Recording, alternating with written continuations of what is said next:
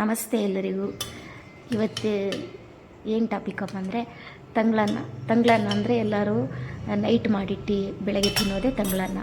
ಇದನ್ನು ನಾವು ಬೇಸಿಗೆ ಕಾಲದಲ್ಲಿ ಹೆಚ್ಚೆಚ್ಚಿಗೆ ಮಾಡಬೇಕು. ಯಾಕಂದರೆ ಬೇಸಿಗೆ ಕಾಲದಲ್ಲೇ ನಮಗೆ ಹೆಚ್ಚು ತಲೆನೋವು, ಹೊಟ್ಟೆ ನೋವು ಮತ್ತು ಗ್ಯಾಸ್ಟ್ರಿಕ್ ಸಮಸ್ಯೆ ಇಂಥದ್ದೆಲ್ಲ ಬರೋದು ನಮಗೆ ಹೆಚ್ಚಾಗಿ ಬೇಸಿಗೆ ಕಾಲದಲ್ಲೇ.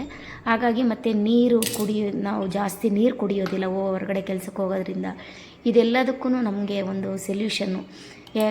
ನೈಟು ಅನ್ನ ಜಾಸ್ತಿ ಮಾಡಿಟ್ಟು ಬೆಳಗ್ಗೆ ಅದಕ್ಕೆ ಮೊಸರು ಹಾಕ್ಕೊಂಡು ಚೆನ್ನಾಗಿ ನೀರು, ಬೆಲ್ಲ ಮತ್ತು ಈರುಳ್ಳಿ ಒಂದು ಹಚ್ಚಾಕ್ಕೊಂಡು ಚೆನ್ನಾಗಿ ಕಿವುಚ್ಬಿಟ್ಟು ಟಿಫನ್ ಬದಲು ಇದನ್ನೇ ತಿಂತಾ ಬಂದರೆ ನಮಗೆ ಬೇಸಿಗೆ ಕಾಲದಲ್ಲಿ ಯಾವುದೇ ಥರ ನಮಗೆ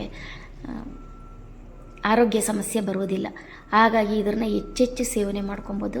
ನಮಗೆ ಗ್ಯಾಸ್ಟ್ರಿಕ್ ಅಂತೂ ಬರೋದೇ ಇಲ್ಲ ಈ ತಂಗ್ಳನ್ನ ತಿಂತಾ ಇರೋದ್ರಿಂದ. ಯಾಕಂದರೆ ನನ್ನ ಅನುಭವ ಆಗಿದೆ ನನಗೆ, ಹಾಗಾಗಿ ಹೇಳ್ತಾ ಇದ್ದೀನಿ.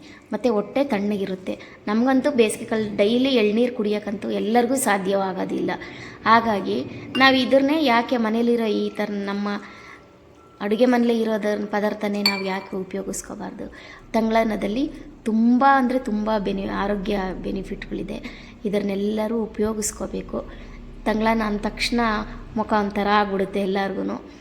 ಹಾಗಾಗಿ ತಿಂತಾ ಬಂದ್ರೇ ಅದರ ಫಲಗಳು ನಮಗೆ ಅರ್ಥ ಆಗೋದು.